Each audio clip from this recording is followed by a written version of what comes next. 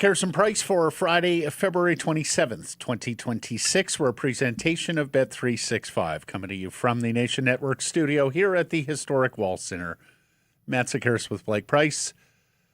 Mike Rogerson and all his Junos hitting switches and conducting things. Gorgeous day outside. I got to say, I missed the first week of February. I was away, but this has been an awesome month of weather. Like beautiful sunny days, warm days. Even the crisp, cool, clear days. I always feel guilty about Februaries like this because we need the snowpack for springtime and for summer for fires. So I do lament Late it. spring is more important. Late spring. Late spring what? The snowpack and the right, rain and all. Late spring is more important But you now. build it now, and we're way behind. We're like 200 centimeters behind where we should be. But it's pretty nice for walking around the city. Or if you're playing golf tomorrow, Blake. Oh, Come are on, you? Priorities. Oh. You're such a weather nerd. I am a weather nerd. Do you have like Doppler at home? Do you have but a I do check the dedicated radar. area? I do check the radar. I've turned my son into a weather nerd too. You create that which you are. And he has several follows on social media. What's our guy, Brad 604? Brad 604, yes. He's really good. Yeah. Yellow Dog poll question today brought to you by Yellow Dog Brewing, Neighborhood Brewing, Foolish Winery. Will the Canucks trade all their unrestricted free agents? You can vote yes, you can vote no. Do so at the Harrison Price X and YouTube channels. Now, we are saying all of their free agents are Teddy Bluger, Evander Kane, and David Kampf, because those are the NHL guys. I recognize they have more unrestricted free agents to be within the organization. Yuri Patera, Guillaume Brisebois, who show on the NHL roster right now, Joseph Labate. People with value. Jet Wu, people with true NHL value. Although does Kampf have true NHL value? He's in the NHL. Yeah. There's that. He's a second-line center for some. The Canucks in Czechia. He, on his resume, he has now got the ability to put second-line Olympic center. Yeah. All our friends in Toronto told us, he thinks he's more of a scorer than he is, and then he gets to Vancouver, and he's immediately their second-line center. So there you go. Mic drop, David Kampf. I voted no, much to the chagrin, I'm sure, of Canucks fans. Here's why. I can see enough reason with all three of them where one of them doesn't get done and falls through the cracks.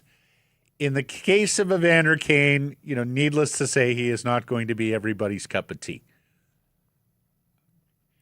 In the case of Teddy Bluger, if they are going to trade Tyler Myers and or Connor Garland, I could see them looking at it and going, no, Teddy's one of our leaders. Let's re-sign him. And in the case of David Kampf, I could see just no offers out there, like not even a 7th-round pick. So I add all of that up, and I go, no, I think one of them is going to fall through the cracks or they'll run out of time. I honestly think the NHL teams are not doing their job if the Canucks aren't able to sell Bluger and Kampf. And I'm not a Kampf fan at all, but the cost is near zero. And if you're going to the playoffs and you want to just see a guy that can hold a lead for you, kill some penalties, that is exactly who you pick up at the trade deadline. He might play Bluger for sure, Blake, but Bluger is a cut above Kampf. Come on here. Oh, no, for sure. That's what I'm saying. But Bluger's a tap-in. I think Kampf is eminently tradable, again, for a 6th-round pick. Where you're not getting anything of import here. But just in terms of the exercise, I think you can trade Kampf. It's just hard to have 3 guys and go 3 for 3. So I hear where you're coming from, and yet I do think it's... Did you vote no as well? No, I'm going to vote yes. I'm going to be optimistic. But it is a tough task. The sheer volume makes it a tough task. Kampf's playing a minute 36 per night shorthanded. He is the fourth most used Canucks forward, although third now that Kiefer Sherwood has been. Like, if you're Vegas Golden Knights, do you not just do that for a 6th-round pick? And Bluger? just Well, Bluger was part of their last. Well, no, I'm talking Kampf. Like, Bluger's a tap-in. Bluger, somebody should pick up Teddy Bluger. Oh, no question. No question. I think Teddy's worth the 3rd-round pick, the way he's played. Yeah, I mean, he's played very, very well. Mm-hmm. And you haven't been able to say that about too many Vancouver Canucks this year. Yeah. Not many that have been given elevated roles have taken it and run with it, but Teddy Bluger has. Mm-hmm. Yeah, in the case of Bluger, I think he appeals to a lot of playoff teams. Yeah. Remember, he was the 5th-line center. He was the spare forward for the Vegas Golden Knights when they won their cup. Now, granted, they had excellent depth down the middle, that team. He plays for most teams. Probably plays as a 4th-liner for contenders, right? Mm-hmm. Kampf, though, for me, is a spare forward. Yes. Mm-hmm. Yeah. He's your 14th forward. Yeah. You acquire spare 14 forward forwards for a team that doesn't have a lot of cap space and wants to shore up the center, the middle of the That's ice. why I said Vegas. You know, like, exactly that. Yeah. The 14th forward for Vegas, David Kampf. Make it happen. Yeah. Kane, what do you think on Kane? Kane's a bigger leap because you got to have cap space for him, even at 2.7 if the Canucks eat half. Got to have a strong room. You've got to be able to withstand the odd bad penalty because you know that's coming. Mm-hmm. Well, here's the problem with Kane. Might take a bad penalty. B, he gets the reputational penalties. Yes, he most certainly does. So, and look, I am not going to defend everything Evander Kane, but he absolutely had a target on him in last year's Stanley Cup final against Florida. I thought it was grotesque how quickly they were looking for Evander Kane penalties in that final. That net front clearance cross-check that might get ignored by a lot of referees from Evander Kane doesn't get ignored. Mm. Now, the complication with Kane is even if the Canucks are retaining 50%, it's $2.6 million. So that, I mean, he's not cheap by any stretch. I mean, if he was on $2.6 million as a base salary, Blake, that's probably more appropriate than yes, or that's probably appropriate for what he's delivering this season. Mm-hmm. Now, he's got a good playoff history and reputation outside of the bad penalties, as you say. But I think he's the diminished player even from what we saw last year in the Oilers playoff run. Well, he's not been terribly physical. Like the whole point of him is to be physical, and I don't know that we've seen a very physical Evander Kane. Might he flip that switch in the playoffs? Yeah, maybe. I mean, he's also not an effort guy. Like, you haven't seen a consistent effort from Evander this year. We all thought when they acquired him that they were going to get a really hungry hockey player here who missed all of last regular season, was coming to his hometown team in a contract year, playing for his next NHL contract. And I'm sorry, from like the moment he got here and basically, you remember that one, he wasn't going to try very hard in preseason games. It's like, okay, we seem to identify a greater urgency than you do. Yes, Evander. yes. There is opportunity. And Bluger, as one of the veterans who stays behind, take that on. What do you think? I know we talked about it earlier in the week. I completely would see them saying that, but you cannot. There's actually a pick of worth that can come back in a. And as I said, you might have said this to players in the past. I think you mean it for Teddy Bluger. Teddy, I'm so sorry that we got to make you move addresses here for a few months. But rest assured, your agent will be getting an offer from us in the summer. We hope you can last that long. Almost never happens, but I hear you. Right, and I can see that pathway with this player. But he's such a perfect match for them to come back. It's more than just good vibes like it is with the Luke Shen or whoever else they've uttered that phrase to in the past. You know, like, he is the perfect match for what they want next year. A capable NHL-level center. Doesn't make them too good. You can still tank a little bit with Teddy Bluger, but he's a good leader, holds people accountable, sets a good example in the room, but you still can't say no to a third-round pick right now for him. He's not a cornerstone player that you say no to a third-round pick. You got to trade him. I'm with you. And you make an offer in the summer. Today we agreed. Yesterday we disagreed. That's how this thing works. It's minute dependent. Neighborhood Brewing's released the Tourist Pilsner Mix Pack. It's the closest to traveling together that Matt and I will ever get. Take your taste buds on a world tour. The Tourist Pilsner Pack has everything you need. You've got the Pursuit Czech Pilsner. Love a good Czech Pill. The Exchange Student Italian Pilsner. Whoa. Vanni Sartini approved, perhaps. And the Little Rabbit's Canadian Pilsner. Each beer, a passport stamp and flavor. Go check it out. No flights, no lines, just pure Pilsner adventure. I heard they had a good time at Yellow Dog in Penticton watching the game on Sunday I'm sure. morning. Yeah. Our top story brought to you by Pacific Blue Cross, fleeing the ship as the vessel sinks. Canucks players look for life rafts. All but Tyler Myers, that is. Darren Dreger reporting yesterday on TSN's Insider Trading that there's talk around Canucks winger Brock Besser, the longest-standing member of the club and the guy who was overjoyed to sign a 7-year extension and stay in Vancouver just this past July. Dreger saying he's willing to move, quote, if there's a fit that makes sense for Besser and his family. Now, Irfan Ghaffar, co-host of RinkWide Vancouver and DFO Insider Edition with David Pagnotta, Wednesdays here on the Nation Network. Irf knows Brock pretty well, so I want to bring Irf's tweet up. I will say this, the chances of Besser being moved are insanely low. A lot would have to go right for him to even consider it. For a guy that has spent his whole career here and been through so much, to even hear his name come up after a 7-year extension tells you a lot. And look, I hadn't much considered that Besser would waive his trade protection for a deal out of Vancouver. That said, much has changed, of course, with the Vancouver Canucks. You're looking, if you're a player in that room, you know you're looking at a long, long road here if you're going to stick around in terms of getting back to being a competitive club. You know, maybe you can find a way to make the playoffs over the next couple of years, but getting back to a Stanley Cup contender is going to be a long road. And like all of these scenarios at the trade deadline, with would guys move, would guys, invoke their their trade protection. Like I checked with Pagnotta yesterday. Like if Minnesota's interested in Besser, go home and play with Quinn again, sure. I think he would wait for that. But I'm going to take Irf at his word that it's probably a small number of teams for Brock. Of course, he's engaged now to a Vancouver gal, so he's got a place here, Dunbar or nearby. Yeah, not impossible, but nearly. Mm-hmm.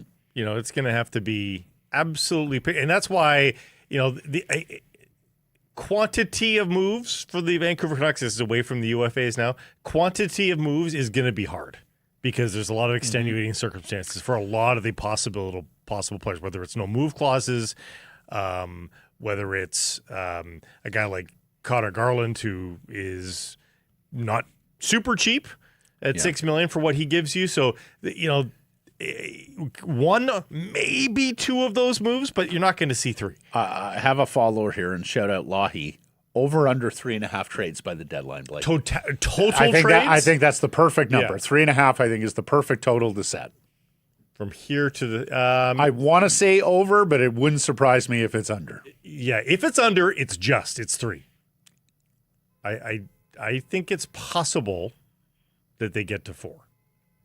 But I don't think it's 2. They have failed if it's only 2 trades at this point. Oh, for sure. To be this far down the line on Myers already, and then having the UFA, if you don't get to 2 trades, it's a failure. The hilarious part is, and we get to this with Jeff Merrick later in the program. There's a school of thought the Canucks don't really want to rebuild. They're just paying lip service to it. They're going to get the first overall. They're going to trade their UFAs and then hope to bounce right back. And Jim Rutherford even gave that voice here recently, and we'll get to that later. But there now might be so many players who want out that the rebuild is going to be forced upon them. It'll be very difficult. Because in the last week, to recap, what have we heard? Besser in the right situation. Jake DeBrusk would welcome a change of scenery. Elias Paterson is contemplating a fresh start with more activity around him. And Connor Garland has no trade protection. So, suddenly you're looking at a scenario where you may have a cascading amount of players who just want out. And Canucks Sports Entertainment, Jim Rutherford, Patrick Alvin, Francesco Aquilini are forced to deal with that as a rivalry. Guys who don't want to be here. Anybody leap off the page? Any teams leap off the page that have gutted veterans?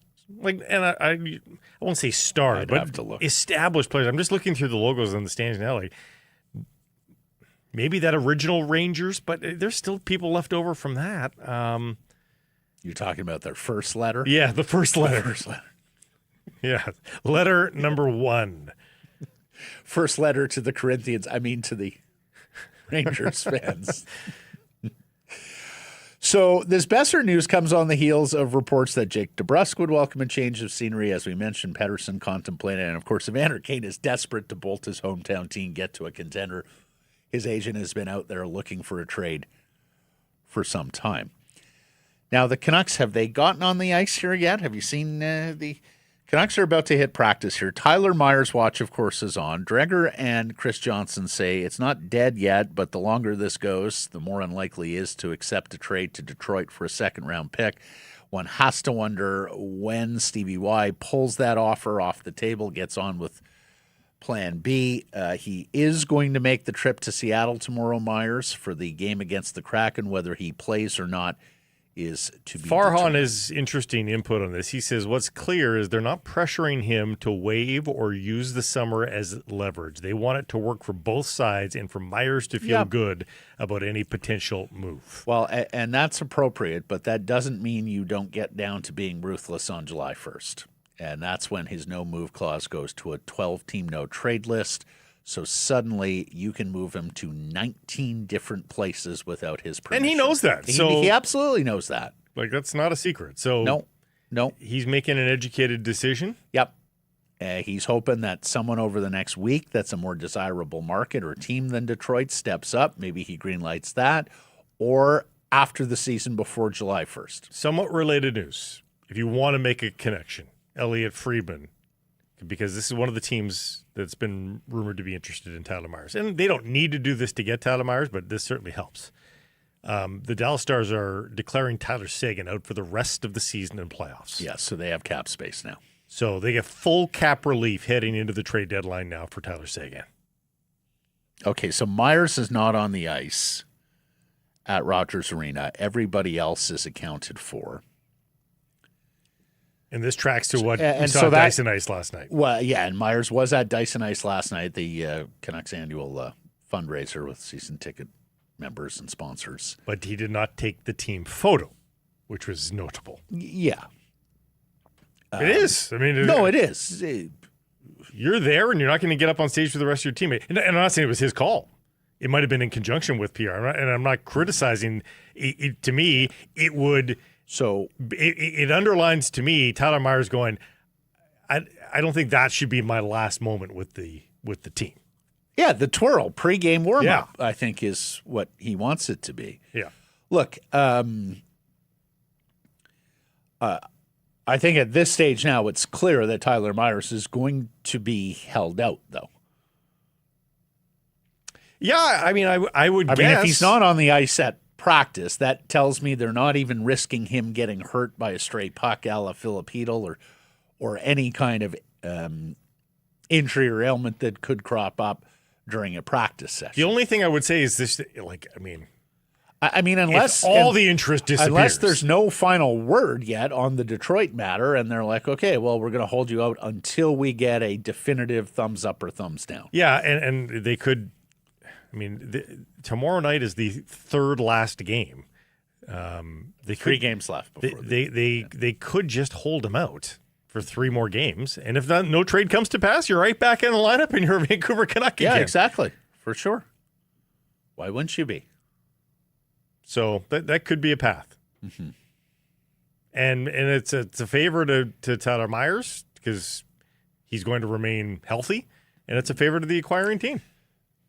You know who really wants to see a Tyler Myers trade outside of all the fans who think a second-round pick is good value and will make that trade? Victor Mancini. Yeah. Because suddenly opportunity on the right side for a big mobile guy, right? Yeah. Moj checks in and hearing says Tyler Myers an option for Dallas, who, as Blake just mentioned, have cleared the cap space for Seguin. With Seguin. Dallas is one of the teams known to be shopping for a right-handed defenseman.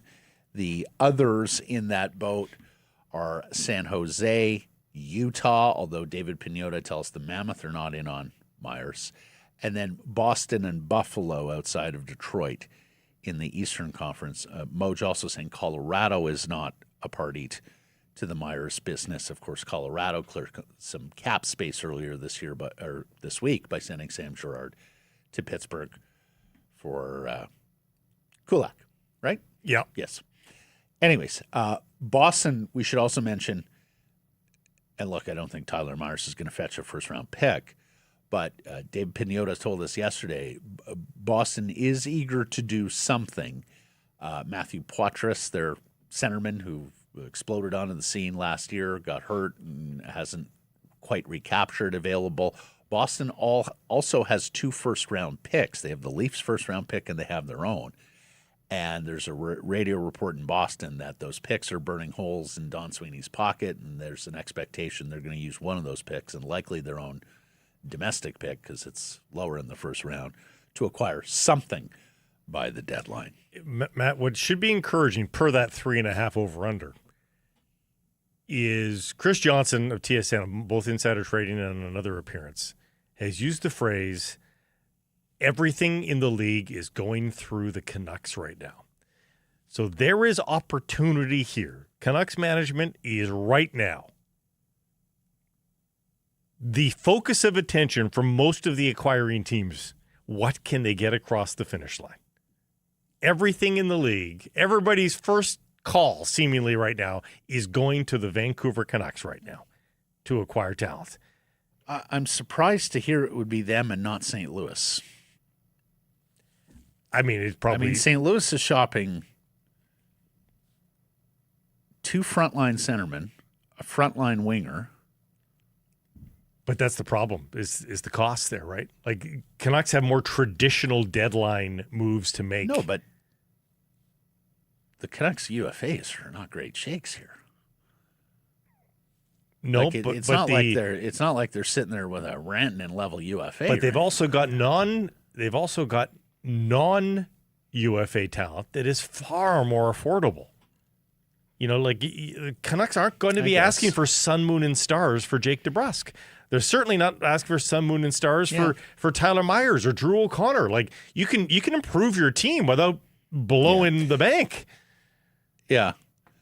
And, of course, a lot of the St. Louis guys have trade protection, as do some of the Nashville guys, including Steven Stamkos. Apparently, it's a very small market or a very small number of teams. Pierre LeBrun reported this, that Stamkos would accept a trade to. One of them is the Tampa Bay Lightning, believe it or not. Oh, my gosh. Can you imagine them getting back Stamkos?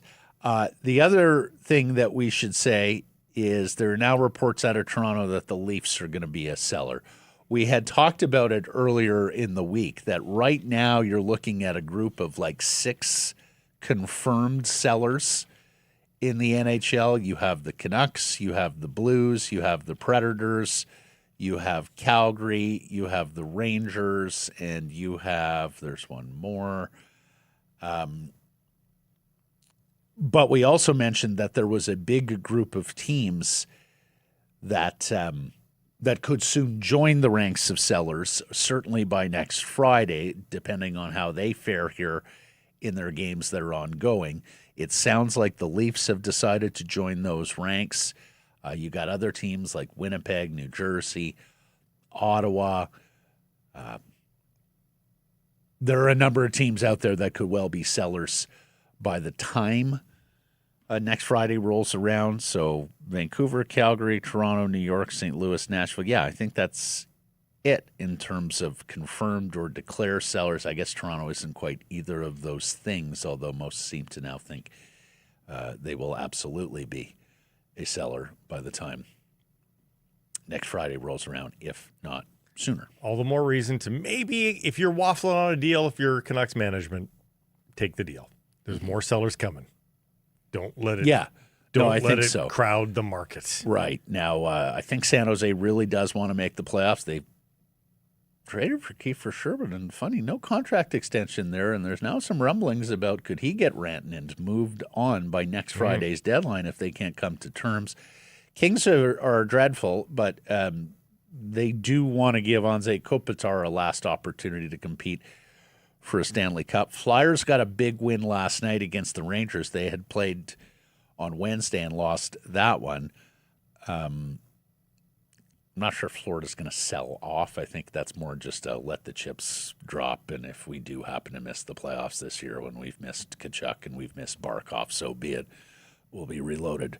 They need a break, next to be year. honest. They've played 3,000 games in the last 2 years. Exactly. They'd be forgiven. Yeah, exactly. We're tapping out of this year just out of pure fatigue. Why aren't you pushing forward? We're just tired. We're just tired. Sorry? Yeah, just tired. We're not gonna make the playoffs this year. We're tired. That's the ultimate flex, actually. You guys go. Guys. It really is. It is. No, we're exhausted from all the winning, so you guys go ahead. Now, the other thing we should say is Nashville's only a couple of points out, so there's a possibility. The discussion around Nashville has always centered around some of their top players or top names, at least with term, who either have trade protection like Stamkos, or you remember this earlier in the season, they said, look, they're going to treat Ryan O'Reilly like he's got a no trade clause because he's an uber veteran that they respect. Now, Nashville's got a ton out of UFAs, not necessarily high level UFAs, but kibbles and bits that they could sell off, or 2 points back of the playoffs, they could just stand pat, and then you have a thinner sellers pool of They've had a sellers. weird season. Yeah, very weird, very very. They have 4 third-rounders next year. 4. What are you doing with all those? We are going to be project third rounders. Yeah. We are going to ride third rounders to Stanley Cup contention. Anyways, that's where we stand with the sellers. Evander Kane, as we've been saying here for some time, the known market is Tampa Bay, Dallas, Colorado, and Los Angeles. It very much sounds like he's a fallback plan B option for a lot of the teams that are looking for bigger game on the wing, at least in terms of production, if not size. Dreger's still saying he believes the deal's going to get done here sooner rather than later on Kane. We'll see. Mm-hmm. Should we talk about Pacific Blue Cross? Yeah. Travel insurance. It's a must. And to bring attention to that, Pacific Blue Cross wants to put you on the road. Remind you of the importance of the travel insurance by putting you on the road. See the Canucks with flights, hotel, lowerable tickets, and more, all taken care of. Just need the travel insurance. No purchase necessary. Contest ends February 28th. So that's tomorrow. This is your last business day to act. Get on it. Enter now at pacificbluecross.ca/Canucks. Jim Rutherford talks to our buddy John Shannon on his 100% Hockey podcast. He says the Canucks' aim is to acquire as many young assets as possible, including draft picks. Now, that message gets mixed later in the interview when he says team's goal next year should be to qualify for the playoffs. But needless to say, there are commercial considerations here as season ticket holders contemplate whether to renew their seats for 26-27, especially with the new, lovely, comfy black seats fully installed at Rogers Arena. And to be fair, Rutherford said he didn't know if they'd be advanced enough to make that a realistic goal next year. But, of course, it does fuel the worry that this impatient, immediate gratification owner won't green light a proper rebuild. Again, I think it really depends on what business that they can get done. I think they're going to be able to convince themselves with no help needed from the owner that they will have that goal if they conduct enough business. They're almost going to be doomed by their own success in that regard. In that I think if they get a lot of stuff done here and before July 1st, Matt, I think they're going to convince themselves. Nah, that was good. We've done it. We stripped it back enough. But the more trades you make right now, the lesser your chances are of making the playoffs next year. Well, like if you move Garland now and you get a good return, but it's mostly futures, then you're further back in next year's playoff hunt. The difference would be the Canucks are going to have some cap space next year. Do you spend it? Well, but no one really to spend it on.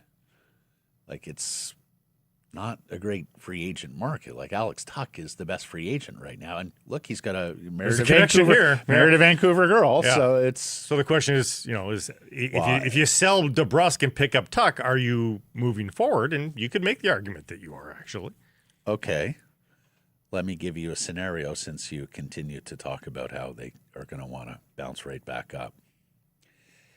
I mean, earlier this year when the Sabres were languishing, there were reports that, Buffalo was going to tell Alex Tuch, look, we need to know yay or nay on an extension or we got to move you. Now, things have changed in Buffalo. They got really hot. They're in the playoff picture again. They'll be reluctant to make moves. Right. But Jarmo Kekalainen, remember, he's new there. He's got a lot of runway left. He doesn't have to worry about – Alex Tuch is also a Western New Yorker. Almost darn near a homegrown Syracuse guy. Boy. Yeah. Is there any scenario where Buffalo says, look, we can't get an extension done with Alex Tuch, Vancouver, here's what he's willing to sign for. Let's make a deal. You give us one of your wingers, maybe wingers plus, maybe it's a Paterson move. We'll give you Alex Tuch and you immediately re-sign him for the terms that he's asking for. I mean, the problem is, of course, that it's, if you think you can get that deal for free, why wouldn't you try to trade DeBrusk for something rather than No, that's fair.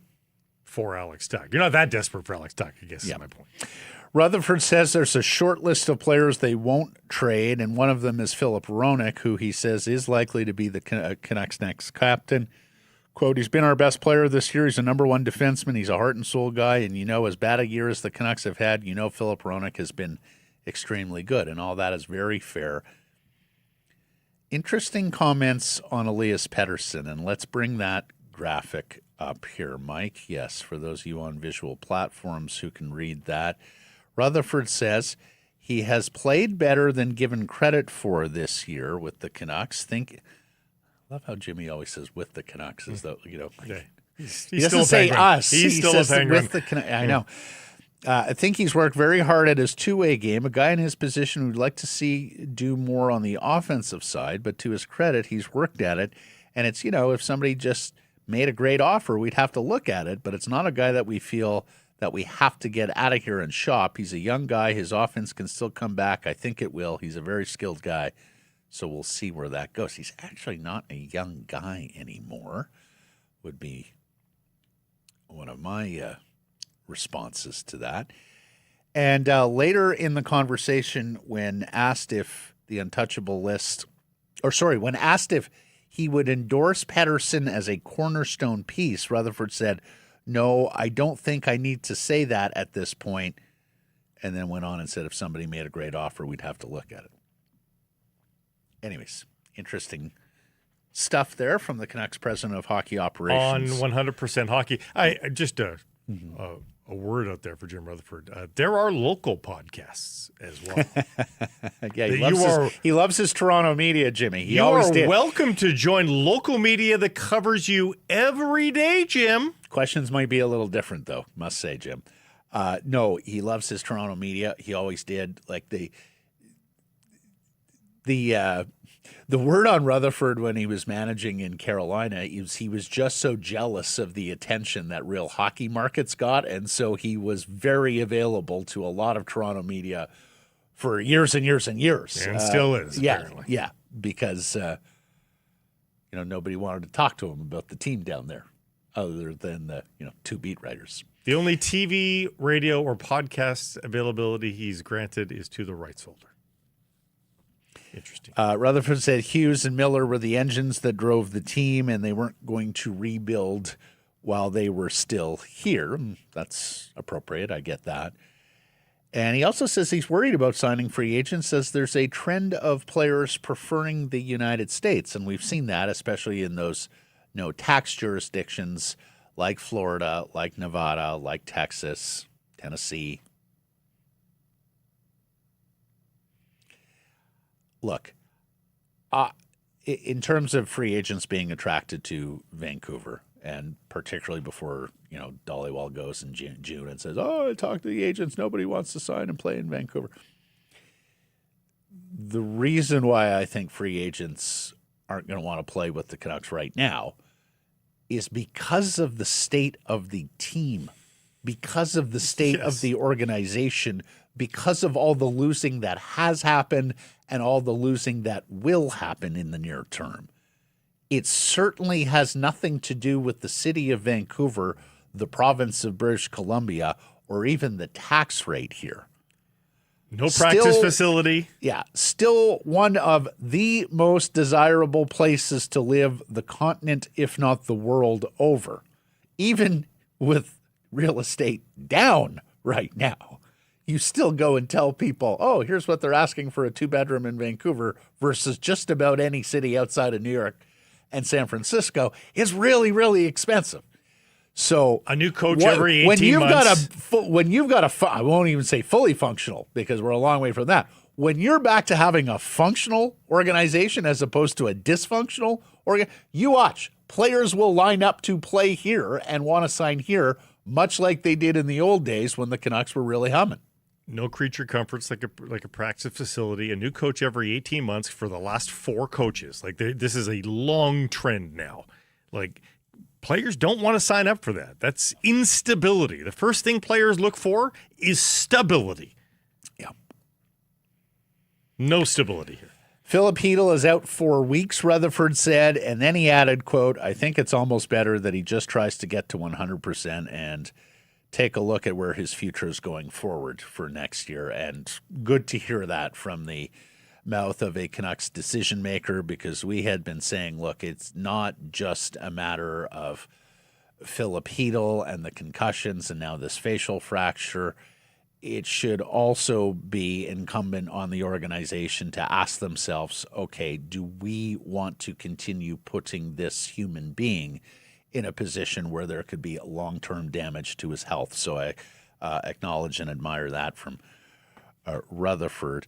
And he also said they would like to add more Canadian players, but then he quickly added that they want the best players irrespective of nationality. So maybe birth certificate breaks ties.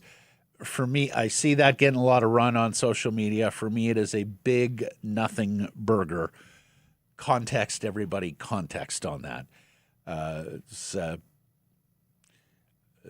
believe it was Brian Burke once said, the champagne will not taste any sweeter if we have more Canadians in a Stanley Cup parade, right? No. If we ever win a Stanley Cup in this city, that team will be celebrated that spring, that day, that summer, and every day thereafter, regardless of the nationality composition of the players. Yeah, last time they had a Canadian captain on a nearly 50-goal pace, they traded him. That said, Dhaliwal reports they have Stenberg ahead of Gavin McKenna right now, although the final draft rankings, the final draft board doesn't get stacked. And I don't know if that's up to the hour. Well, updated, because it'd be. Well, I don't even understand, because I'm not even sure you've had a meeting where you stack a full consensus board. But there were those scouting meetings a few weeks back. They might have sketched it out. Yeah, maybe that's just Todd Harvey, their director of amateur, who's got the final say, or at least does, unless Alvin and Rutherford want to drop hammer. So we'll see where that goes. As we've discussed several times here this week, McKenna and Stenberg continue to be sizzling in their respective leagues. McKenna, of course, for Penn State. He's back in action here this weekend. And Stenberg for the Djurgårdens? Frölunda? In Sweden. In the men's league, though. He's playing in the top division. Quinn Hughes. You remember him? Another former Canucks captain traded. Yeah. Frölunda. Yes, my bad. he's going on SNL and The Tonight Show. Now, The Tonight Show I get, but SNL. Oh, Wow. He's a card.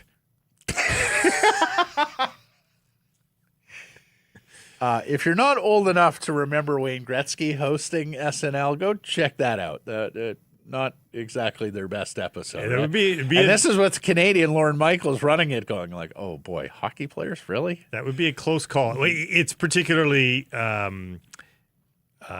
relevant this week because the star of Heated Rivalry is the host of SNL, so there's going to be a hockey thing there. I guess they're going to do that hockey on SNL. Wait, what do you mean by do?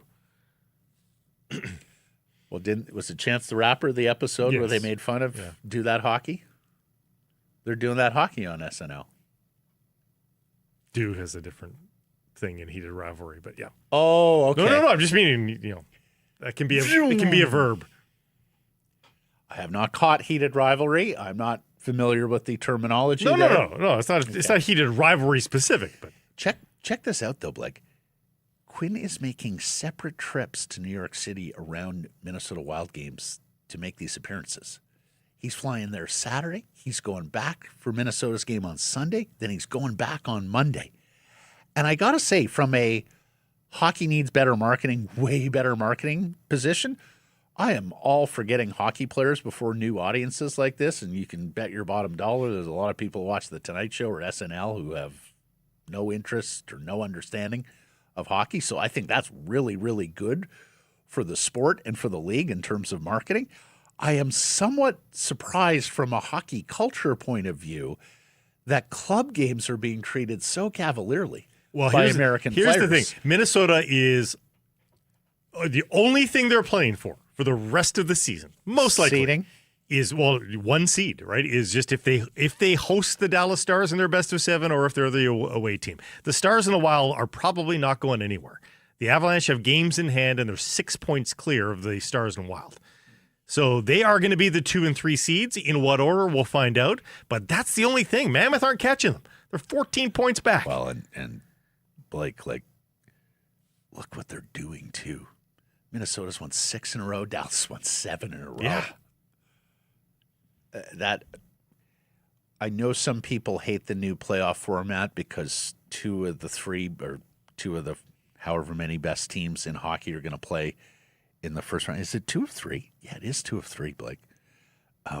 3 best teams in the league. No, Dallas at 79 points. Anyways, 2 of the best teams, handful of teams in the league are going to play in the first round.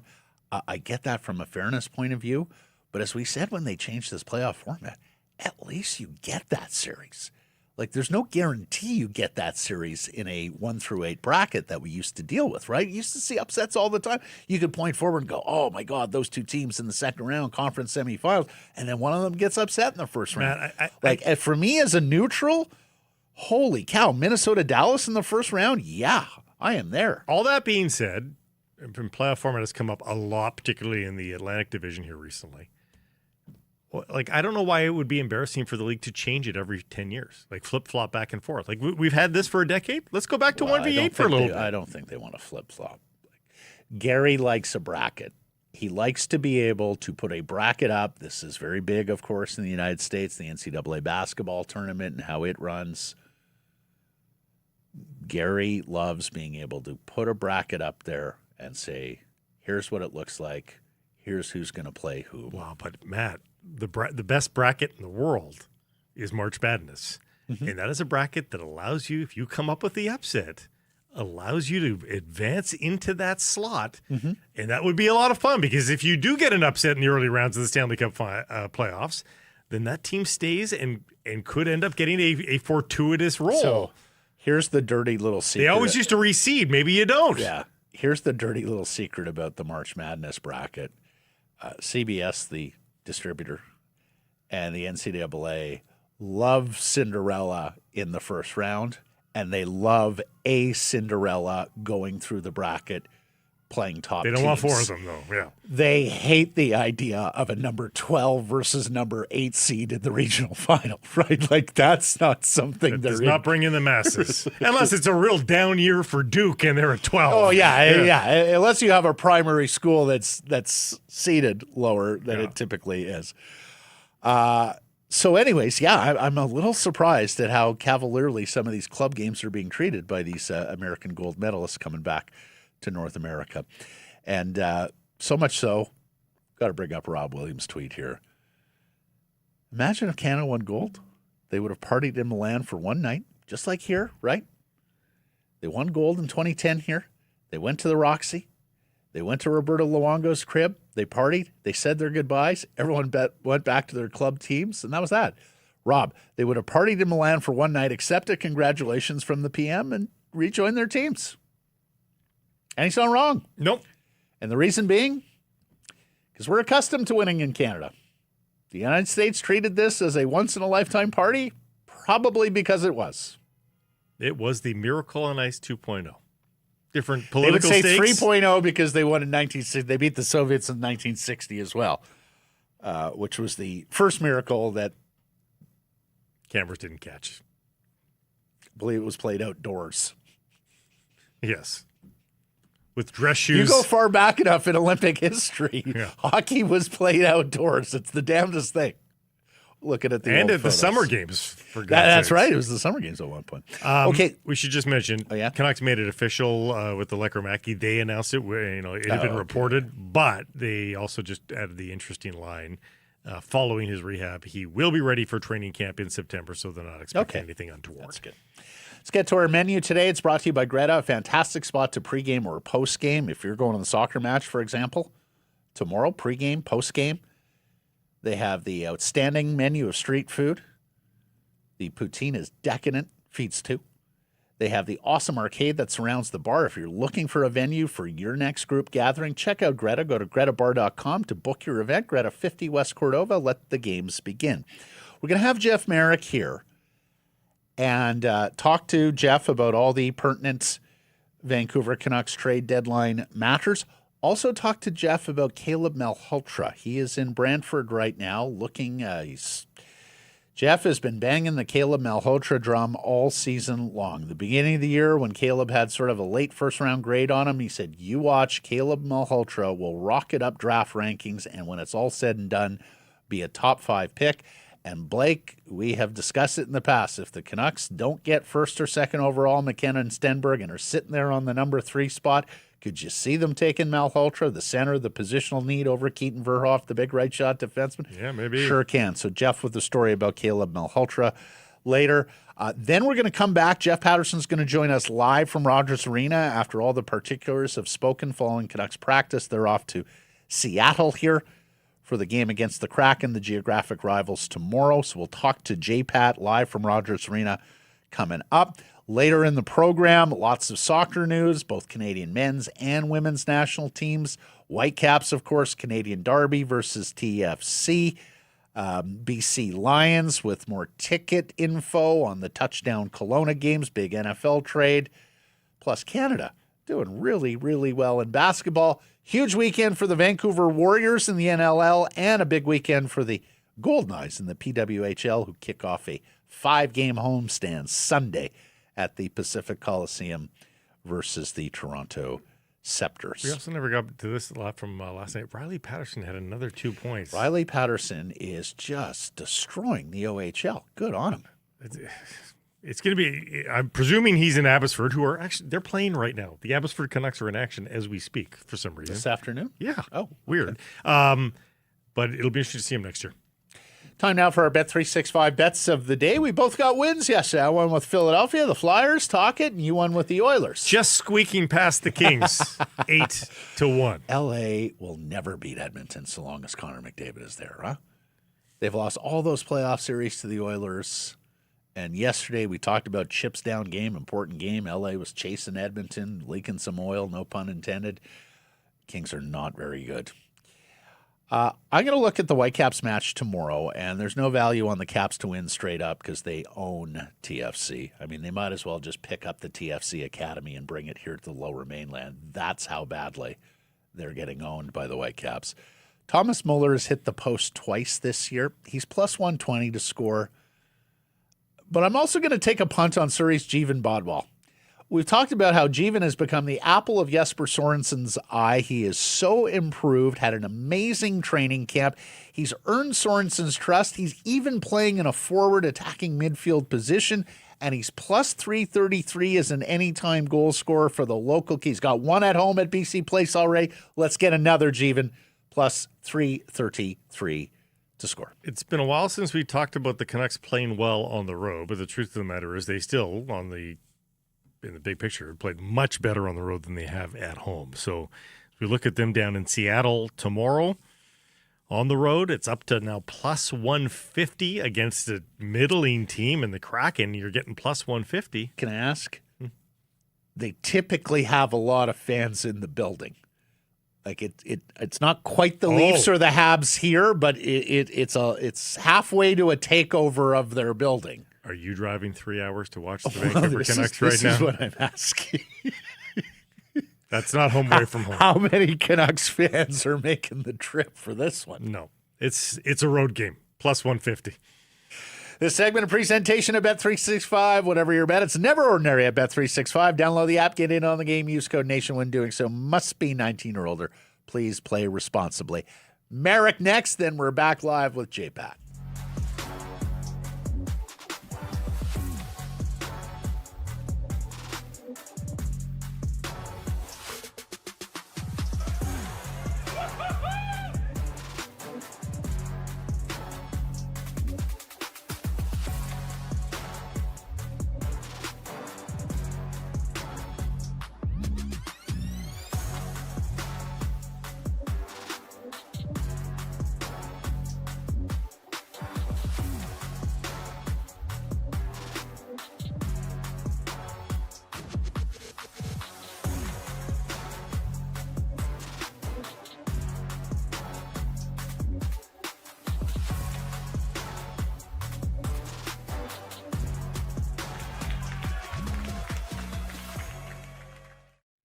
It's Harrison Price from the Historic Wall Center, and we link up with our dear friend Jeff Merrick, the host of The Sheet here, weekdays on the Nation Network from a hotel room in Brantford, Ontario, home of the great one, Wayne Gretzky. How are you, Jeff?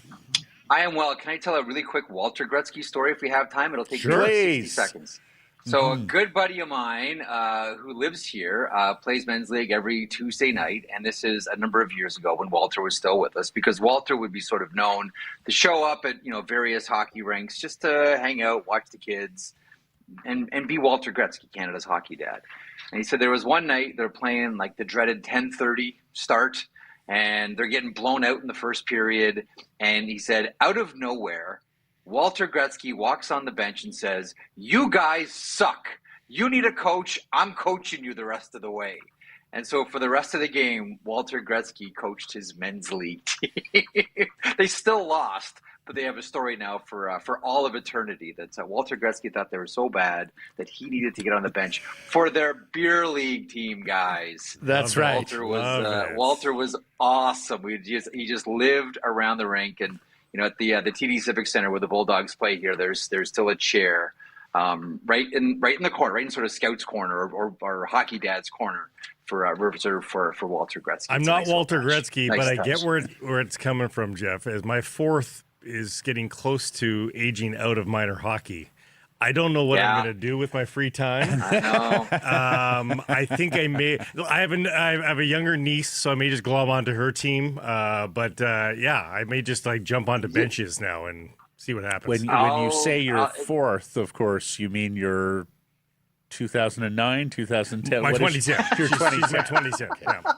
All right. It's funny too, because I'm not really scared of much in life. We all hit a certain level, this doesn't scare me, whatever. I'm scared of the last drive. Yeah. I ain't gonna lie to you. I am terrified of the last drive. You should be. It sucks. Even Blake, just listening to you talk about this, I get really uncomfortable. I don't want the last drive. I've only graduated 3, and every time I know it's the last drive, it sucks. So, yeah. Oh, I hate it. Let's talk about something else. Let's talk about something else. Let's talk about the last days of Elias Paterson in Vancouver? ?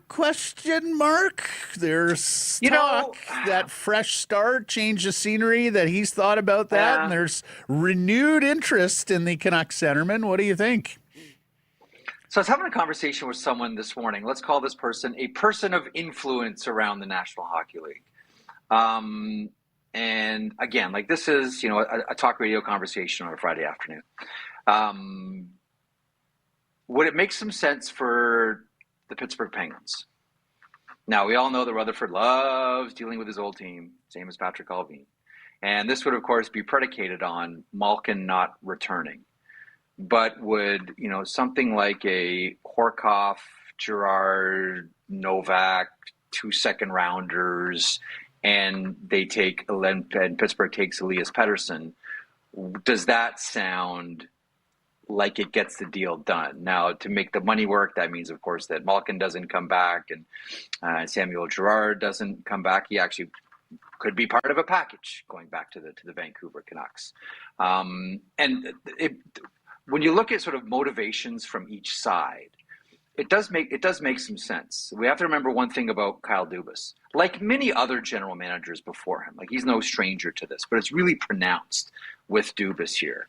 Glenn Sather may have been the most famous for this vibe, but Dubas really is in love with the reclamation project, right? He always has been, even going back to his time in junior hockey with the Sault Ste. Marie Greyhounds. You could make the argument that hiring Sheldon Keefe was a reclamation project for Kyle Dubas. So this is a story that's well told around hockey about Kyle. Loves the reclamation projects, and this would be one of the big ones, right? Because he still doesn't have, as much as Dubas has done a really good job, and a lot of people have mentioned this, picking around the edges and tidying things up and doing small things really, really well, and getting the Pittsburgh Penguins poised for a world without Sidney Crosby, doesn't have a face card yet.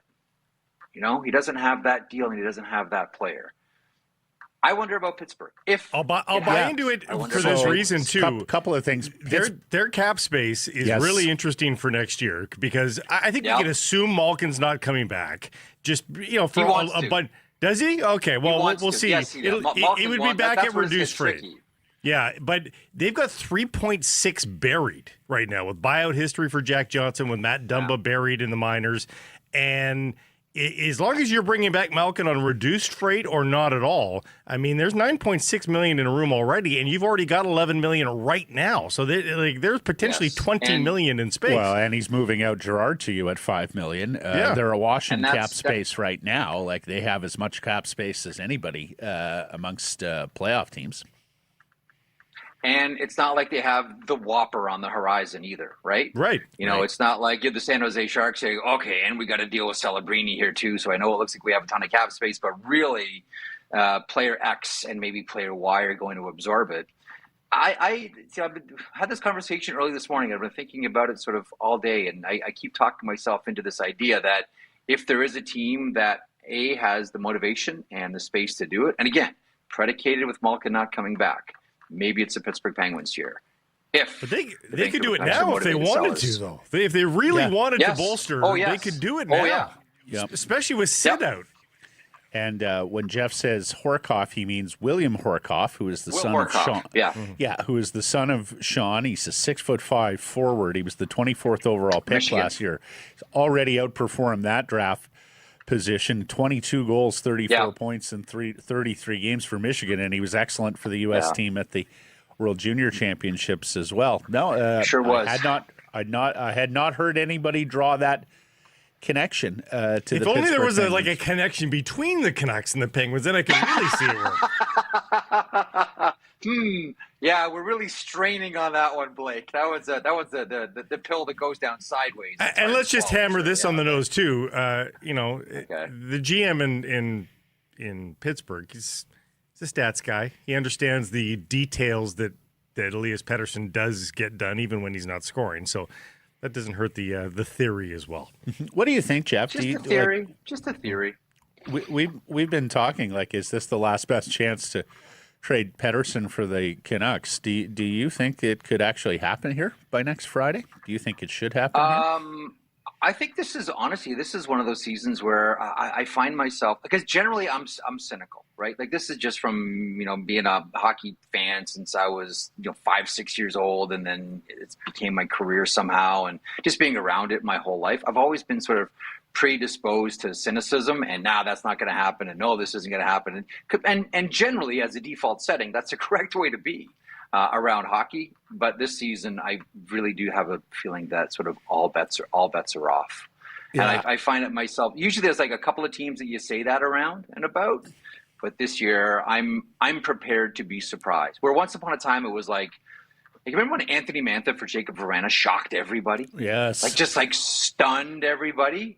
Right now, a trade like that doesn't get anywhere near the mentions. Because right now what we're seeing in the NHL is whoppers. And here's another reason, as I talk myself into this.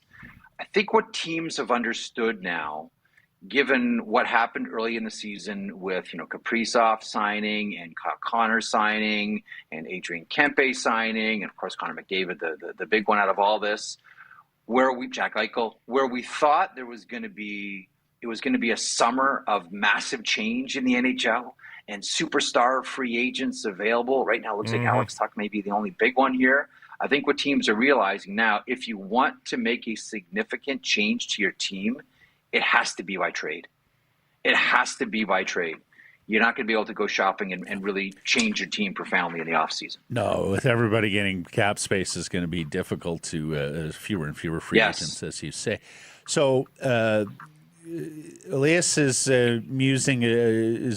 marinating on a change of scenery. Evander Kane really wants a trade here. His agent is out there shopping him.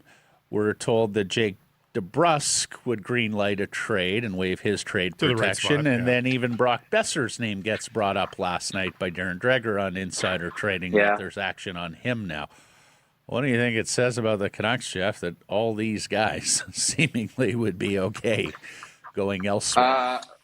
First of all, you would get a nice little, you'd get like something of significance back too, to move ahead or rebuild. But having said that, what it does is when you move out a lot of these players, it does set you back, right? Whereas once upon a time, you may have thought, okay, this is going to be a bumpy ride for a couple of seasons.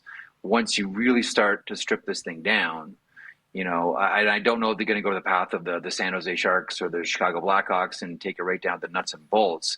But what it does is it really, really sets you back. Unless, and this is what the Pittsburgh Penguins have been able to pull off with Dubas here, who's gone through his career's second-time general manager work here with very few mistakes outside of the Jari contract. What it does is it sets you back even further. And 2 years turns into 4 years really, really quickly. And you guys are closer to it than I am. I don't know that this organization has that type of appetite. I think they're more thinking along the lines that, in war, a slight retreat can still be an offensive posture, right? I think that's what they're thinking / hoping. Yeah. Rutherford said last night that it's he doesn't think it's necessarily doable making the playoffs next year, but he says that's going to be the goal coming out of training camp, and that that sort of conflicts then with what we're seeing of back to the studs, but you're going to have the goal of the playoffs next year. Like it's sort of it's a confusing stance. And that was on John Shannon's podcast, who went on to say the owner isn't going to greenlight a long rebuild. So they might not want to. But sometimes you're right. It might be forced upon them. This wasn't the plan this year, right? It's sometimes inactivity can get you to a place that you don't want to be, right? I mean, I understand Jim Rutherford saying that because season ticket renewals and all. And I don't think anyone wants that message out to the marketplace, because then all of a sudden you look at the bottom line and say, well, why are you charging this price for tickets if the goal isn't the playoffs? Send me the renewal back when you guys are ready to ice a competitive team. I get it. There's a lot of dynamics at play here, certainly in Vancouver. And because it is Vancouver, every move is high profile. That's just the nature of the industry and the nature of the beast and the nature of that team. But I think the Pittsburgh Penguins here in Dubas have sort of shown a little bit of a blueprint here, right? And we do hear this from, Alvin and Rutherford as well. Like Dubas won, like when he took the job, again, I've always pointed, it's a 7-year contract because you can't ask a guy to spin his wheels for 5 years because Crosby's got to retire a Penguin, Malkin, Letang. Totally. You can't let a guy spin his wheels for 3 years and say, okay, you got 2 years now to actually put together your team.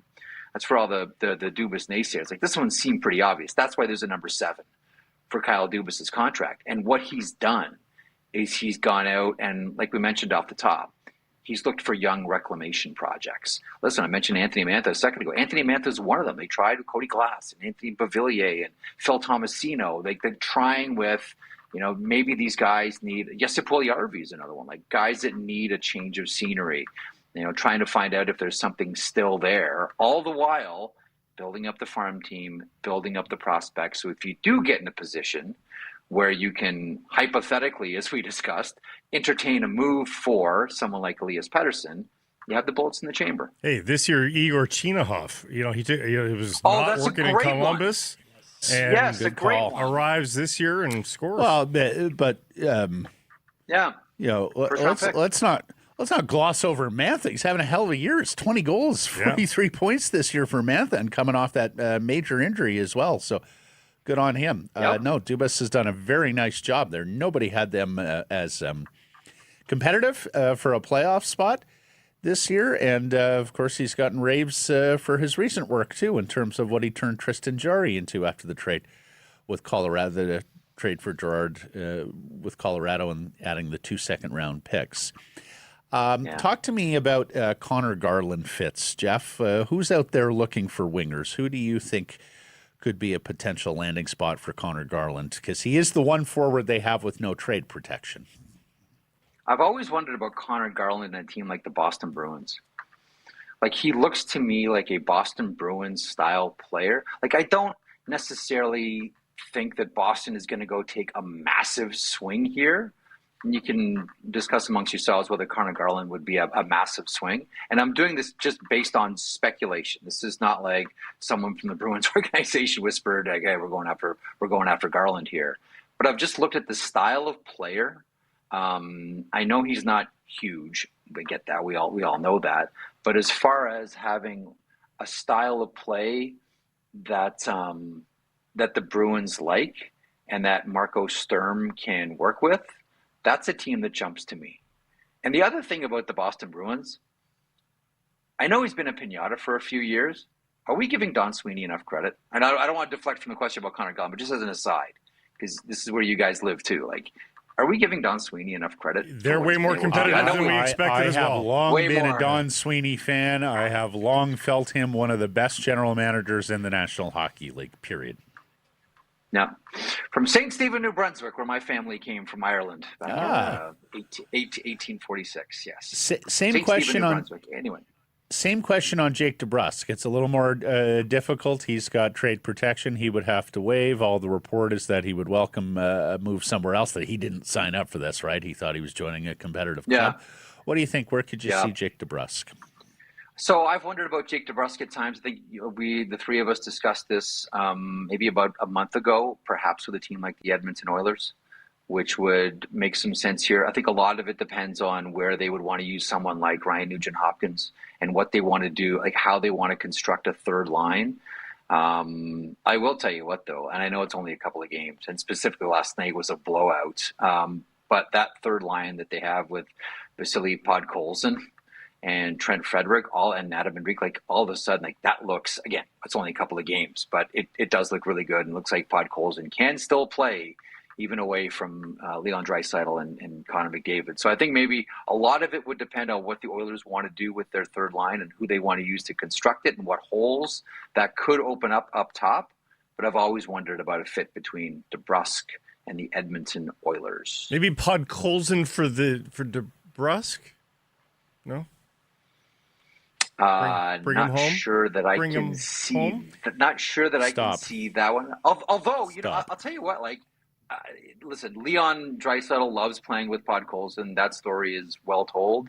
And we always thought, like, okay, so there's the Podkolzin insurance, playing with Leon. That's it, going to be married at the hip. I think expected goals yesterday is 56% for Podkolzin yesterday specifically. Like, he can do it on his own. Mm-hmm. Although everybody looked good last night. Hey. Oh, I think I was plus 56% Corsi last night versus the Kings. Fair enough. Fair enough. No, I know that was really tough when the while we're on that chancer out there. Can I just say this?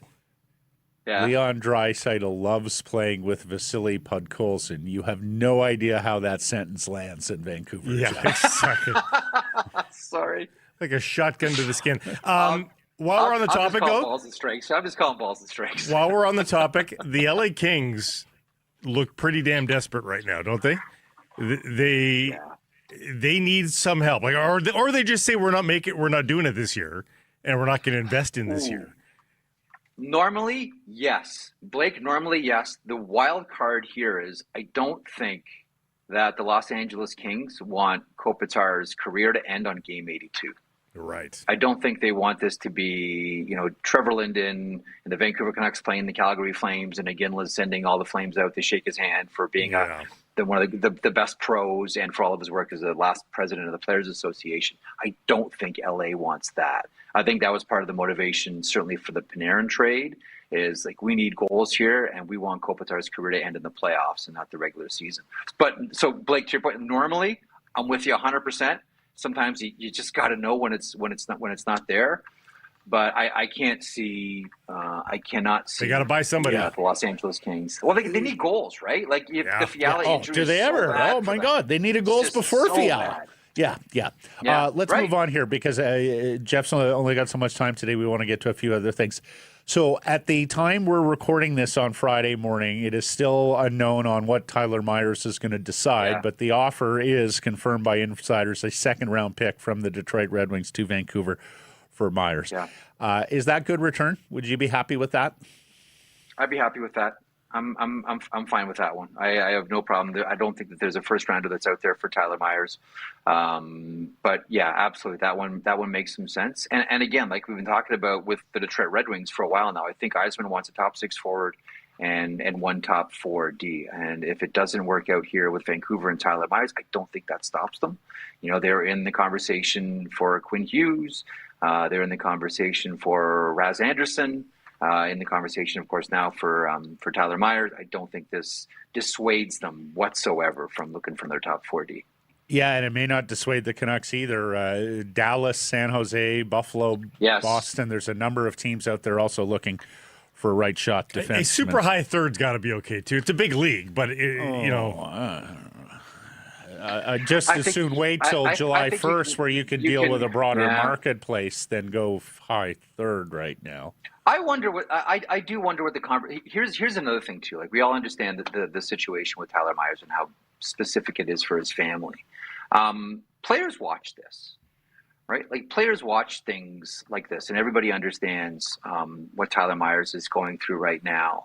And even though there are some managers, and I think of Jarmo Kekalainen, who always says, sometimes you have the hammer, sometimes the player has the hammer. And when I have the hammer, I'm going to use it. I expect when the player has the hammer, he's going to use it.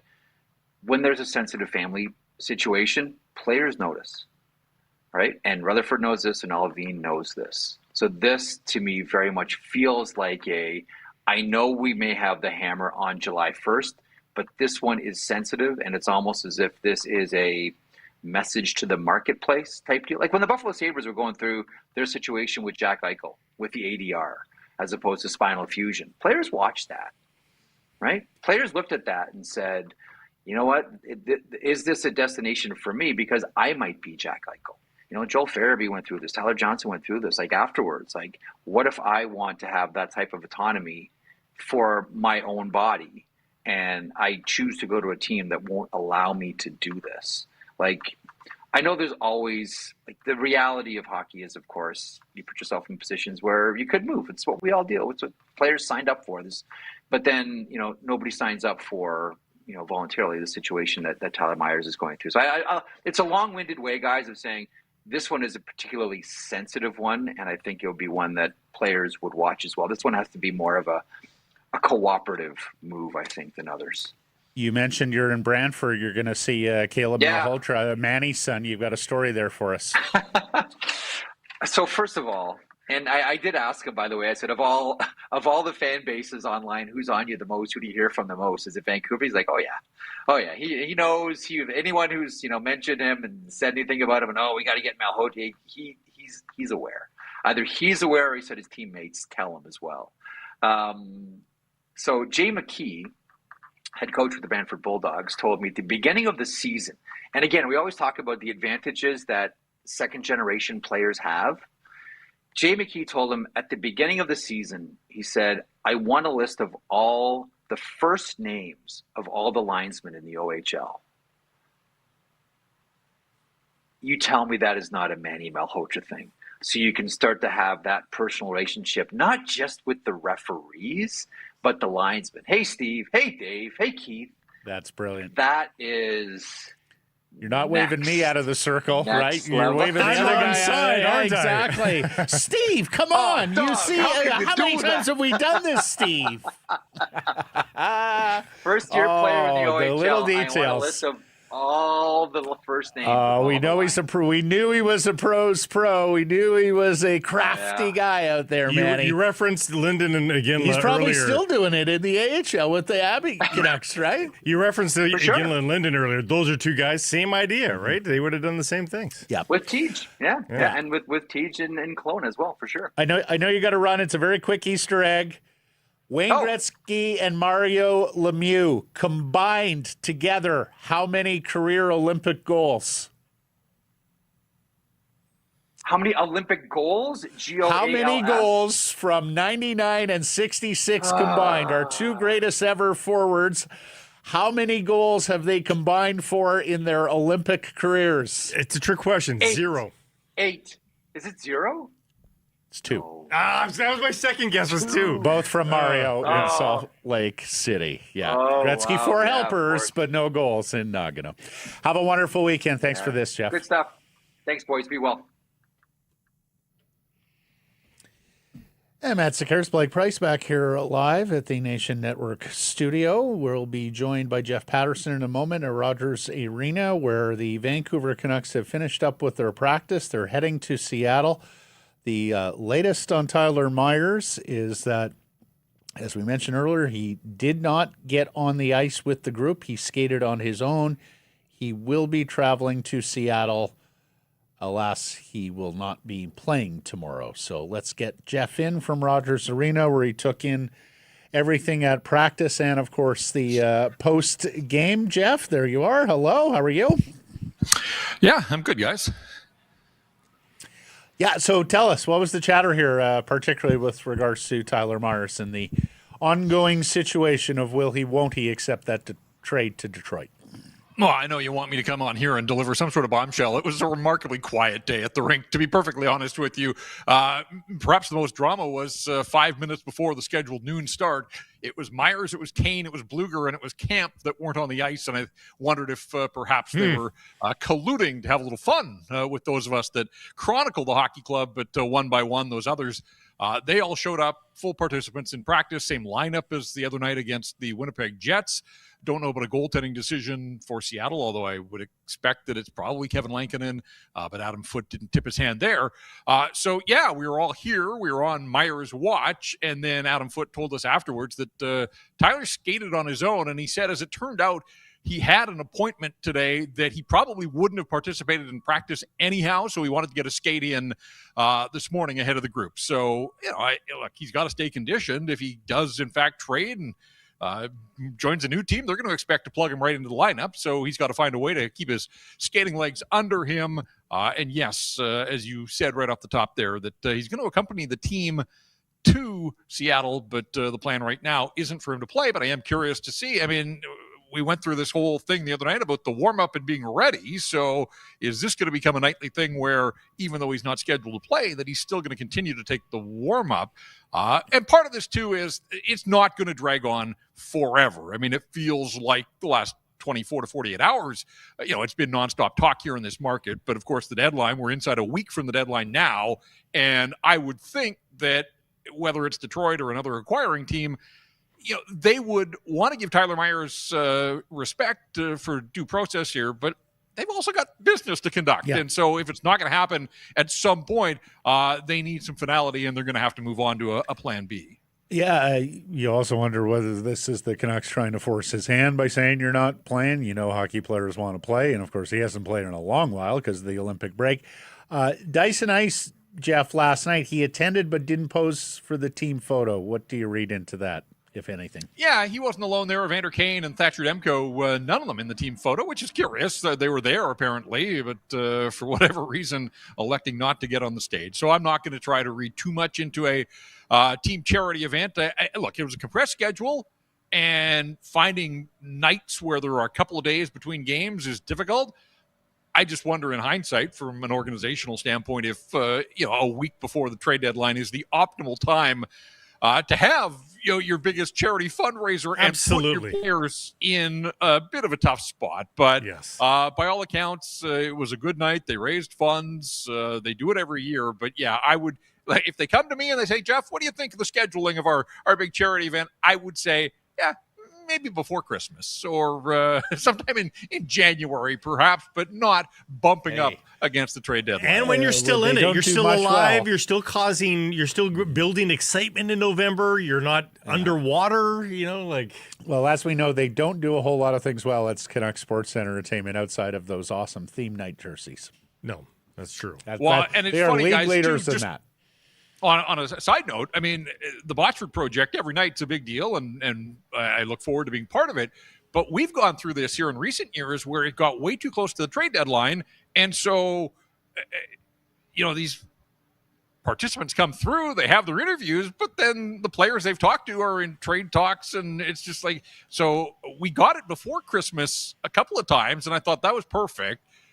This year it was back to late January, and 2 of the 3 articles have been posted, so we're in the clear there. But there's still one to come, and I won't mention the player because if the player is traded, then we'll put the kibosh on the story, obviously. But it's one of those things. I just for planning purposes, steer clear of the weeks leading into the trade deadline. Myers attending the road game is interesting. If it was a road trip, Jeff, if it was a 3-gamer or something like that, by all means, because you just never know if he's going to need to depart mid-trip. But the fact that it's just a one-off, you'd think he would stay behind, but wants to be with the team, I guess, till the very last second. There's starting to be now rumors in Indiana about other players up and down the roster getting more serious looks. The Garlands and the Paterson thing are a little more meat on the bone now on possible trades.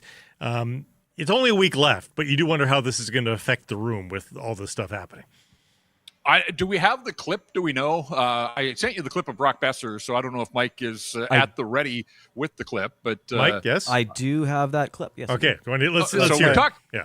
Brock Besser, we talked to him a little bit about, because his name came up again yesterday, and he's trying to have a little bit of fun with it, but at the same time, you can tell that he'll be relieved when the trade deadline passes next week. But here's Brock Besser moments ago after practice. Yeah, I mean, that shocked me when I'm getting texts about it yesterday, but it's not a trade deadline if my name's not in there, so I don't know at this point. But what is your preference, just even with just the current situation around this hockey club? Yeah, obviously I committed to be here, and I'm see what's going on. We're rebuilding, but I feel like I can be a leader and show the guys the right way, and what you need to do in the gym, what you need to do on the ice, and the way you need to play. How these young guys need to mature as they get older and older and learn to play the right way. Oh boy, that sounds like a guy that's pretty committed to staying, Jeff. Yeah, I like the line though, because he has been through it's this. a good line. Maybe not so much trade deadlines, because it's been other times where his agent got involved, and I guess last year his name was certainly there up until the final hours. So no, look, he's been a career Canuck, right? This is the team that drafted him. I think he wants to win here, but at the same time, you do wonder, as we work our way now into the final days ahead of the trade deadline, the reality of this situation, I think, hits home that if guys survive through this deadline, they're here for the rest of the season.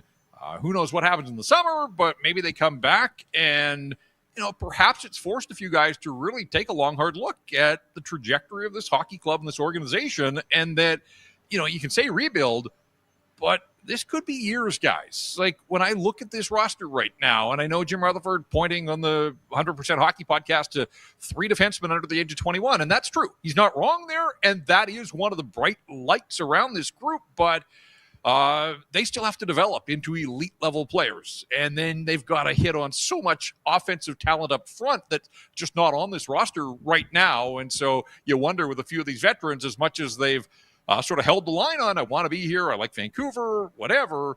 All of a sudden, the reality that this could be longer, and hockey careers are finite. Brock Besser's now 29.